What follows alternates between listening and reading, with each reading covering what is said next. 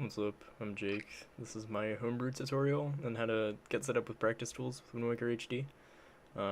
It's a pretty painless process, but it can be rather confusing if you don't know what you're doing. So, yeah, I'll go ahead and get started. So, what you're going to need for this is you're going to need a computer with some way to read an SD card. So you need an SD card, an SD card reader, which is built into a lot of laptops, or you can get a USB one like I have. I'm too lazy to pull it up, but it looks like a little block and has an SD card and it goes to USB. Essentially, you just need a way to transfer files onto an SD card. And you obviously need a Wii U that has internet connection as well. So I provided a download link to this zip file. It contains all the files that you're going to need. So you're just going to open this up, open up the SD files, and then put all of this onto an SD card. Make sure the SD card is blank. It doesn't matter too much if it's not blank, but just to be safe, make sure everything is off the SD card and you put all of this on there.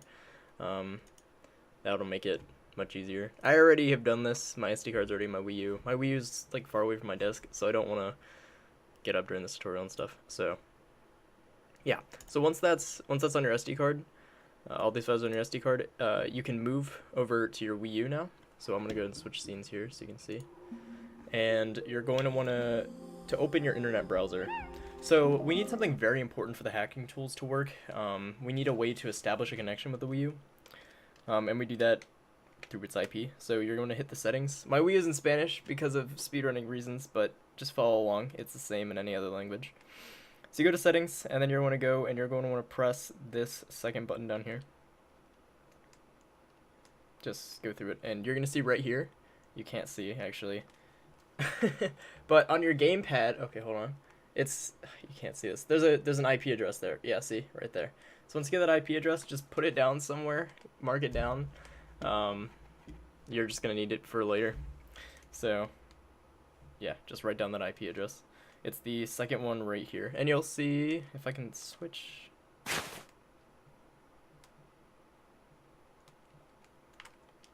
No, okay, I'm trying to swap it to the. I think I can. Yeah, I don't think it's possible. But yeah, just get that IP address. That's the important thing. So now, you're going to want to visit a website. It's LOADIINE.OVH. You can't see it on the screen again because, you know, Wii U's are cool, but it's LOADIINE.OVH. I'll include a link in the description. And you just want to visit that website on your Wii U. And you're going to get a website that looks like this.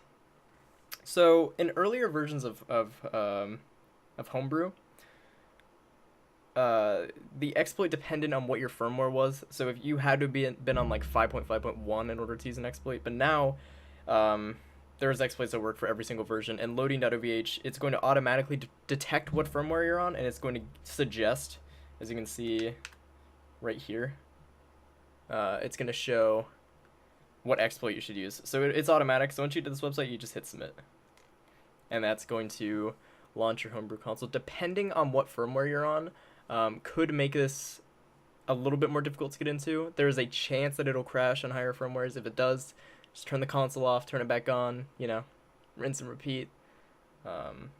Luckily I didn't crash, that would have been awkward. So when you see the Wii U at the bottom right, that means that you successfully made it to the Homebrew launcher. So you're going to see I have a little bit more apps than you have. You should only have like, I think 3. But in order to use practice tools, you're going to boot the one called TCB Gecko Zelda Edition. It looks exactly like this. And you're just going to hit load. So now you have to do this, by the way, every single time you restart your console. You can't just do it once and then be good forever because it works in RAM. I don't feel like explaining it, and it's stupid. So yeah, just know that every time you turn your console on and you want to use your hacks, you're going to have to go through that entire process. It's pretty painless once you have everything on the SD card. You just visit the loading website. You can even bookmark the website if you want. That's what I do. So you need to boot up the game now. The game has to be booted up for the hacks to connect. So I'm gonna go ahead and move over back to the scene right here. So now we're going to go to the file, or to the hacking tools. There will be another file you can download that's going to have all of your cheat software. It's going to look like this. It'll look a little bit different. There's multiple downloads. This hacker actually does not work with the current version of Gecko. I don't know why. This crashes a lot. Don't use this one. I'm actually going to delete this one. But these are the big three that you're going to want to use. The data viewer hacker and then this third hacker right here. So to go ahead and show off, I'll open this hacker.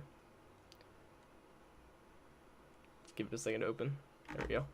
Okay, so as you can see, this is your Wii U IP. So this is the number from earlier. You don't need the port at the end, you just need the address itself. So it's going to look like 192.168.0. something. Again, you can find that by going to your settings and enabling developer tools, I think. So then you just want to hit connect. And assuming that you launch the app and you're connected to the internet on your Wii U, and you're connected to the same internet on both your computer and your Wii U, then this will say disconnect because you've successfully connected. So back on the Wii U, give me a second. I'm gonna go ahead and open up a file. This is good. So let's do this. So back on here, if we use that hacker from earlier, there's a bunch of different hacks we can use. I'll go over that in a second. But as you can see, we are connected and we can use these cheats. So let's look at what these do and how they can help you practice.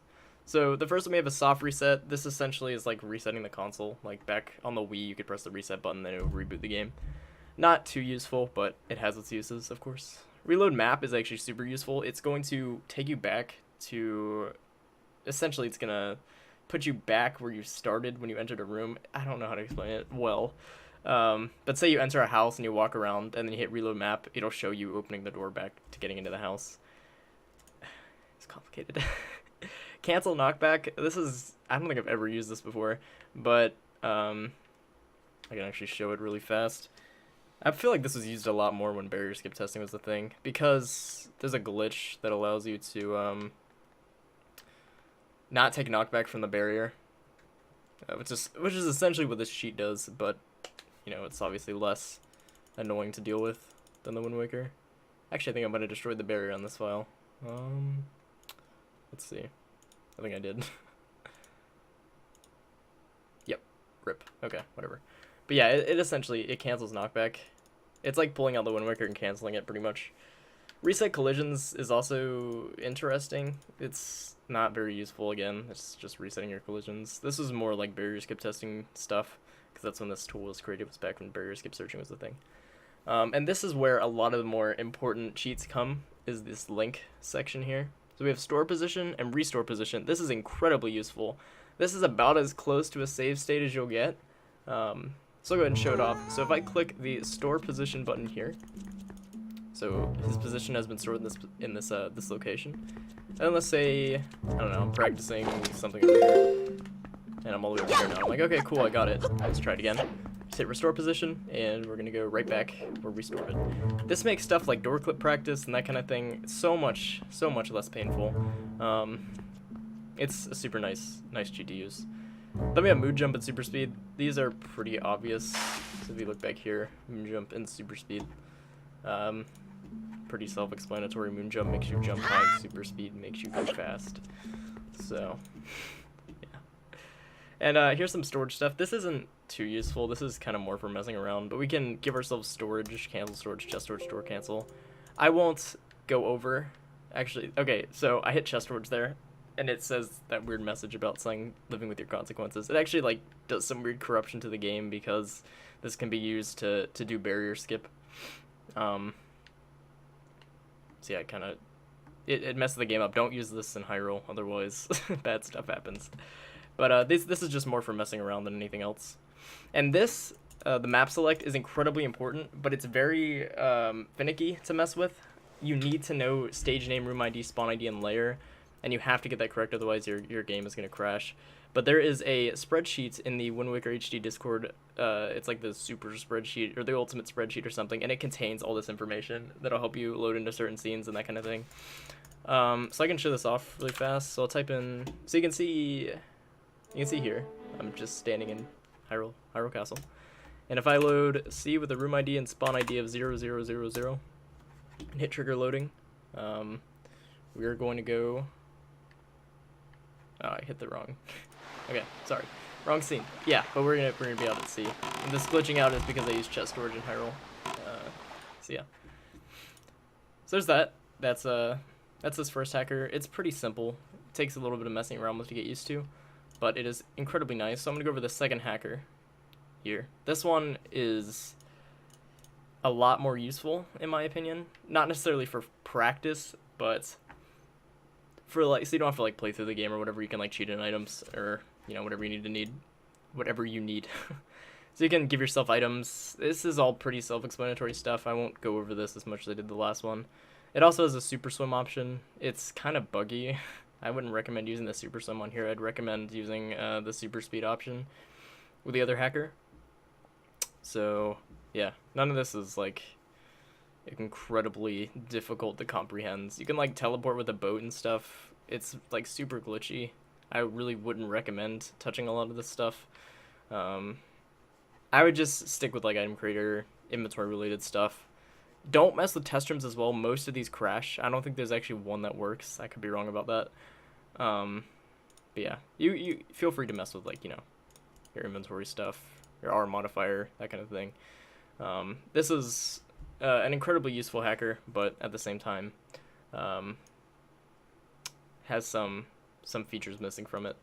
And another thing to be noted is that these two hackers cannot be connected at the same time. Otherwise, it's going to crash. It's going to crash this hacker, I'm pretty sure. So whenever you want to switch between them, this one you have to close. This one has a disconnect button. Kind of annoying to deal with, but whatever. Then we have the data viewer. This is incredibly useful for learning visual cues for stuff like barrier skip. So if I connect with the data viewer here, you can see we get a clear view of Link's XYZ angle. We can see the control stick positions, what buttons are being pressed down. This is like stupid useful. It's got current stage, that kind of thing. This is mostly used, like for example, say you found a trick and you want to test something and you want to record it. You should always have this data viewer open so that people who want to replicate it are able to replicate it because they have all the data used. It also stores logs in this input logs folder, as you can see, which makes, you know, learning visual cues, practice, that kind of thing, so much more. Yeah, it's nice. I don't know how to put it. The data viewer and the hacker, since they're made by DB, they actually can't be connected at the same time, as you can see. So that's nice. It's a little quirk with it. So yeah, that's pretty much all you really need to know about practicing for this game. There's some more files included on the SD card as well that I went ahead and put in. I won't really go over it though. Go to the apps. So you'll also have like the auto splitter, you have Mocha, Savine, TCP Gecko, that kind of thing. Savine is very useful for importing save files, which is why I included it. The auto splitter input display is nice for streaming stuff, and when the auto splitter eventually comes out. Homebrew launcher has to be on here. Mocha is custom firmware. I believe you need this to use Savine, but I could be wrong. And then the app store in case you want to download more apps. So that's pretty much it. All you really need to use a hacker though is Gecko Zelda Edition and Homebrew launcher. So, you know, it's up to choice. Hopefully that was easy to understand. Yeah. Just remember, all the links and downloads to everything you need is going to be in the description below. So, yeah, hopefully this helped. Thanks for watching. See ya.